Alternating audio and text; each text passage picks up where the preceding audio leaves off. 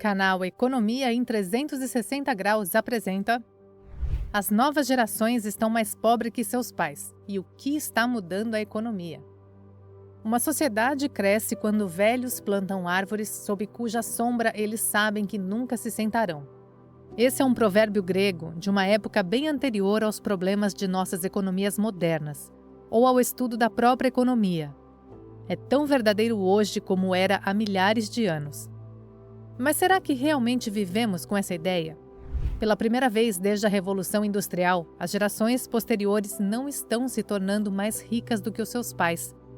Embora certamente tenha havido retrocessos e aberrações históricas decorrentes dessa tendência, ela permaneceu verdadeira em termos agregados para as populações da maioria das economias desenvolvidas.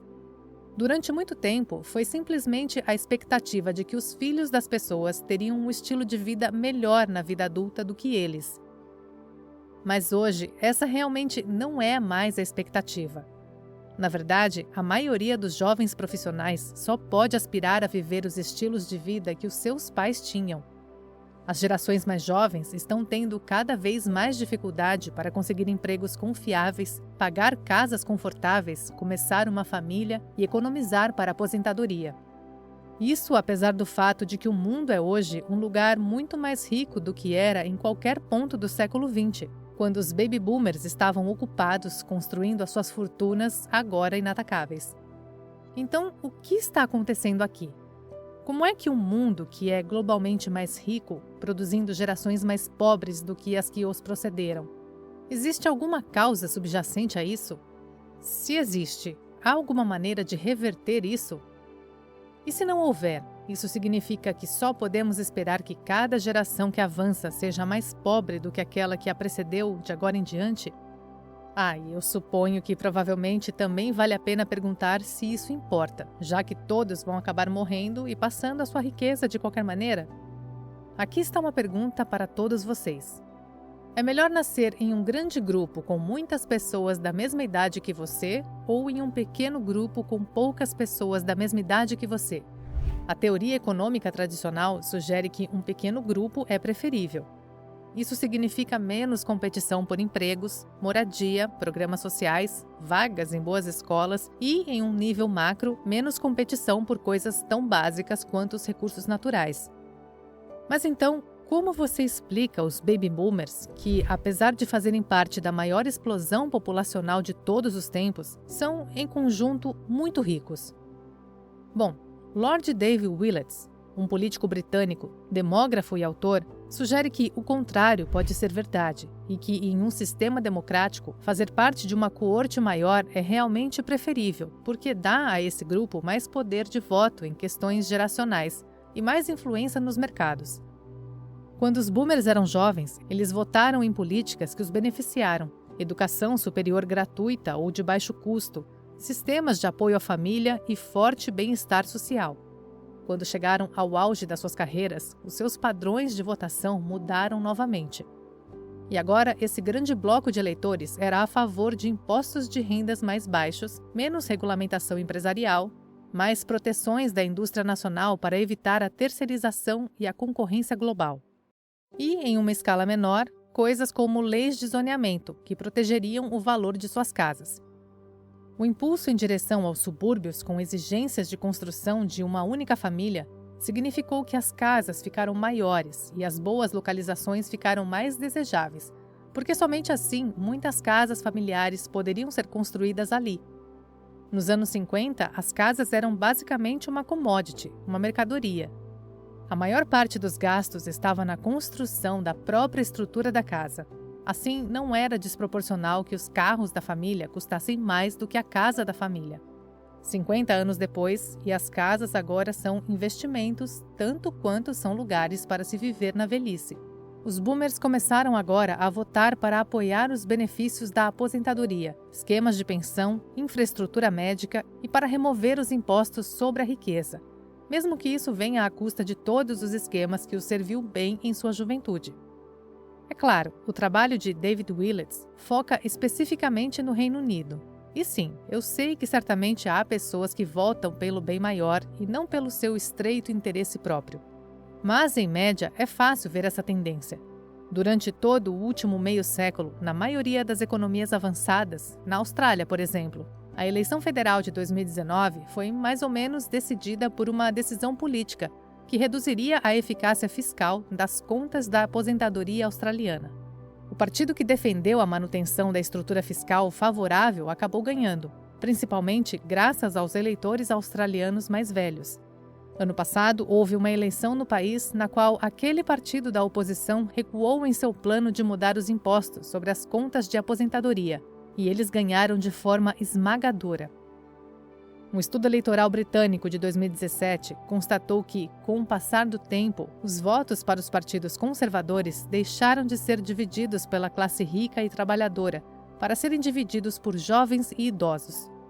Muito do que discuti até agora veio diretamente do livro The Pinch: How the Baby Boomers Took Their Children's Future and Why They Should Give It Back. Em tradução livre, O Golpe: Como os Baby Boomers roubaram o futuro dos seus filhos e por que deveriam devolvê-los, do Willits. Vale definitivamente a pena ler se você estiver interessado nesses processos demográficos. Agora, uma vida inteira de política governamental favorável pode ser extremamente benéfica para a construção de riqueza. Imagine o quanto seria melhor do que a média milenar se eles conseguissem a faculdade ou o ensino médio de graça. Mas, sendo todas as outras coisas iguais, essa seria a diferença que muitos jovens precisam para poder fazer um depósito em sua casa. E essa é a próxima grande questão a ser considerada: a distribuição de casas. A pequena teoria casuística de David Willett provavelmente omite ou pelo menos não enfatiza um detalhe importante que deu aos baby boomers outra vantagem ao longo de gerações posteriores. E não é simplesmente que eles foram capazes de comprar casas quando elas eram baratas, o que certamente também não colabora com o problema, mas é mais um sintoma de uma questão maior. Eles eram um grande grupo em um mundo pequeno. Eles tinham todo o poder de voto e quase nenhuma da concorrência. Nos anos 50 e 60, a população global era aproximadamente 1/3 do que é hoje. O que significa que, se você fosse um homem branco nos países em que estamos nos concentrando principalmente, a sua concorrência era ainda menos severa. Portanto, isso, acrescentando todos os trade-offs aparentes do que falamos anteriormente, havia realmente menos concorrência para basicamente tudo, incluindo empregos, porque os empregadores tinham um pró-menor de mão de obra para escolher. A participação da força de trabalho entre as mulheres era muito baixa, o que reduzia ainda mais a oferta e, portanto, o poder de barganha dos trabalhadores. Mas isso também significava que as tarefas domésticas eram normalmente cuidadas, o que reduzia as despesas domésticas em coisas como cuidados infantis, alimentação e manutenção geral. Essas rendas relativas mais altas, combinadas com menores despesas, significavam que as casas podiam ser pagas com tão pouco quanto um ano de renda. Sim, elas tiveram que suportar taxas de juros mais altas, especialmente nas décadas de 70 e 80, que foram o pico de compra de casa durante décadas. Mas isso não fez muita diferença. Hoje faria. Uma casa média nos Estados Unidos em 1985 era de $82 mil. Essa é uma média. Portanto, 50% das casas, como as que os primeiros compradores de casas estariam procurando, seriam mais baratas do que isso. Mas vamos manter as coisas simples e ficar com uns $82 mil. Esse valor, ajustado para a renda familiar média, os $82 mil se tornam $103 mil. A taxa média de hipoteca nessa época era de 15%, ou cerca de $15 mil por ano. Ela ficou mais alta em certos anos, mas a maioria das taxas de juros fixou-se em um máximo absoluto de cerca de 15%. Portanto, esse é o pior cenário. Uma casa média hoje custa $430 mil, e a taxa média de juros é pouco mais de 5%, ou $21.500 por ano apenas em pagamento de juros. Mais uma vez, isso é ajustado para os rendimentos medianos da época. Portanto, na superfície, estes parecem bastante passíveis de comparação. Talvez as gerações mais jovens não devessem reclamar de moradias inacessíveis, Afinal de contas, muitas pessoas desconsideram essa comparação, dizendo que a inflação nessa época era extremamente alta. Portanto, esses pagamentos de juros mais altos não significavam nada. Mas, na verdade, isso não é verdade. A inflação em 1985 foi de 3,5%.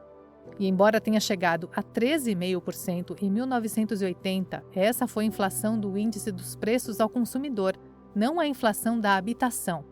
Lembrando que atualmente a taxa Selic é de 13,75%.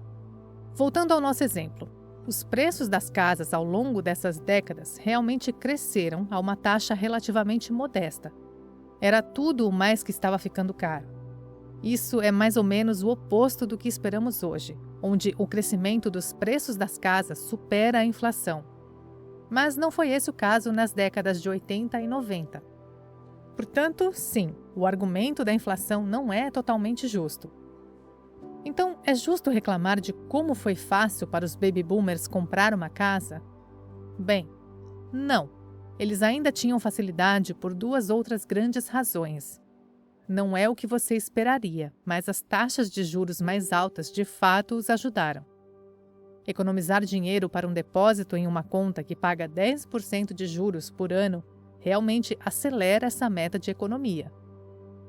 Taxas de juros mais altas também garantem que os preços das casas nunca ficassem muito altos, porque os reembolsos se tornariam simplesmente inacessíveis. Em nosso exemplo anterior, estávamos olhando para os juros pagos sobre os empréstimos de 2 períodos de tempo. Mas o que acontece com uma hipoteca é que você tem que pagar o montante principal também.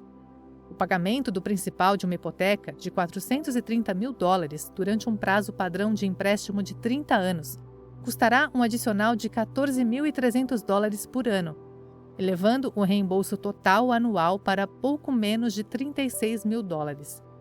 Uma casa de 1985 teria um reembolso do principal de $3 mil por ano, elevando o reembolso total para pouco mais de $18 mil por ano, todo mundo. Minúsculo e também irrelevante se o valor do Bitcoin for para $1 milhão. Bom, isso é ótimo para as pessoas que investem nele e terá um pequeno impacto em outros mercados, uma vez que as pessoas saem para comprar o que quer que os milionários de criptomoedas comprem. Mas isso não vai colocar ninguém na rua. A acessibilidade da habitação pode fazer isso e também pode retardar o progresso de economias inteiras. Todas as economias do mundo ainda estão, para o melhor ou para o pior, focalizadas em torno de grandes centros de atividades econômicas, como uma pessoa comum poderia chamar uma cidade. Se os imóveis nessa cidade se tornarem muito caros, então se torna inviável para os trabalhadores manterem empregos lá, porque mais e mais da sua renda irá apenas para o pagamento do aluguel. A curto prazo, isso pode ser compensado por salários mais altos. Mas então, esses centros estão realmente operando apenas para o benefício dos proprietários, que têm a sorte de possuir propriedades lá. É improvável que o dinheiro que os proprietários ganham com as suas propriedades seja reinvestido no crescimento da empresa ou gasto no consumo regular que mantém esses negócios em atividade. É provável que seja gasto em mais propriedades, aumentando ainda mais os valores de mercado e a quantidade de dinheiro que é sugado dos centros produtivos para ser empurrado para ativos improdutivos. O aumento dos preços das casas também reduz a mobilidade social e geográfica. Um estudo de 2020 da Pew Research Center constatou que 52% dos jovens adultos americanos entre 18 e 28 anos de idade ainda vivem na casa dos seus pais. Também se poderia razoavelmente assumir que esse número é maior após o período da pandemia, registrando consequentemente um alto crescimento no preço das casas. Esses jovens adultos estão financeiramente confinados ao local onde os seus pais vivem.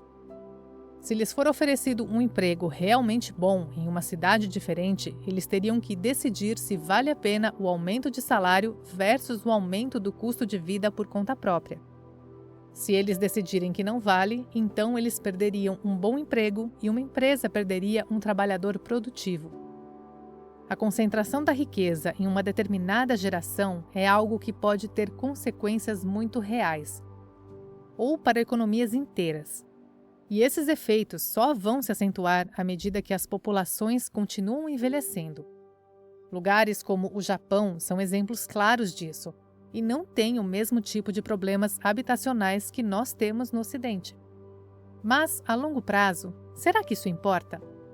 Eu não quero ser muito mórbida aqui, mas as pessoas eventualmente morrem e a sua riqueza será transferida para os seus filhos ou algum outro beneficiário. Portanto, a concentração da riqueza em uma única geração é, na pior das hipóteses, uma questão transitória, uma vez que, com a eventual morte dos baby boomers, eles acabariam deixando a sua riqueza para trás.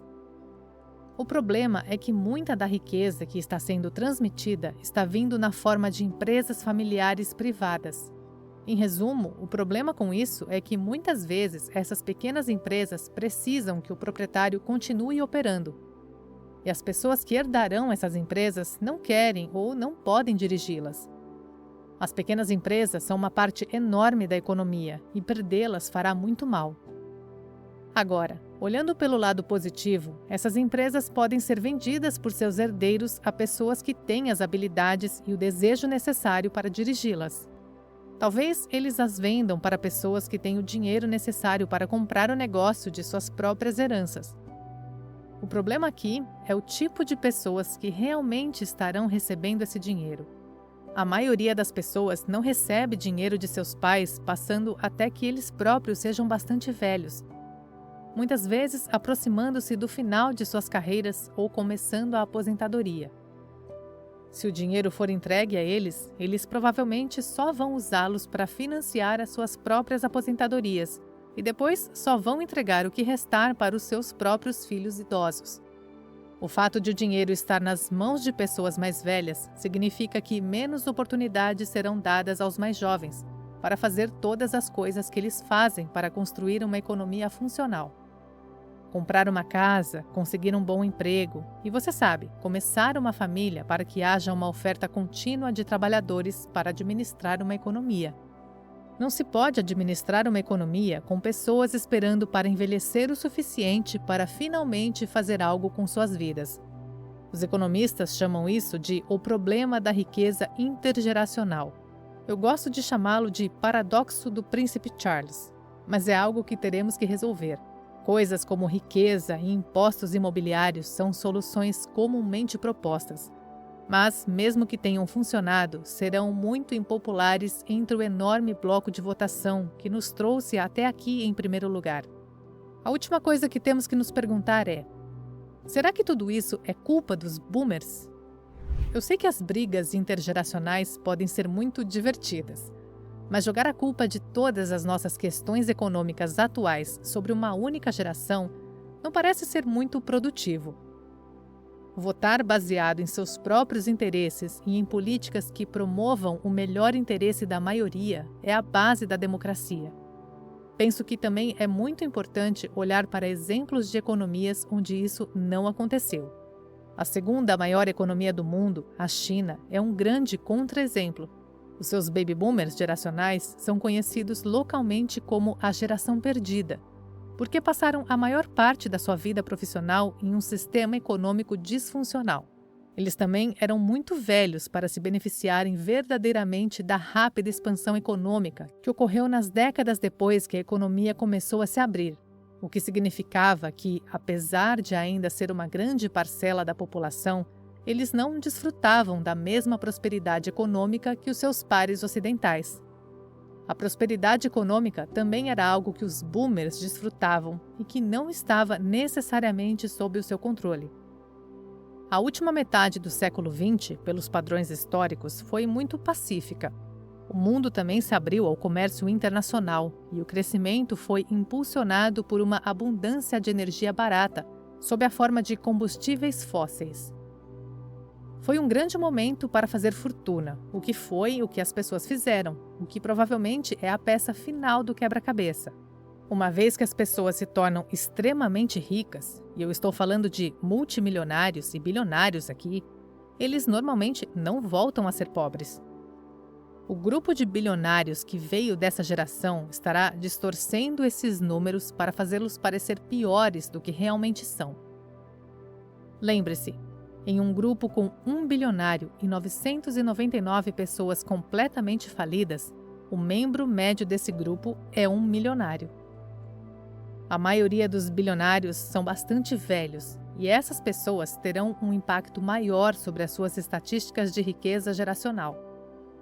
Novamente, se olharmos para os bilionários por idade na China, um país onde o voto da população em geral não acontece realmente no sentido tradicional, podemos ver claramente que a riqueza vem de períodos de fortes condições econômicas, não apenas da capacidade de dobrar a política pública para se adequar a você e aos seus pares. Embora, é claro, eu tenho certeza de que não é nada mal. Eu espero que essas informações tenham sido úteis. Não deixe de curtir o vídeo, compartilhar com os seus amigos e se inscrever no canal se ainda não for inscrito. E até a próxima!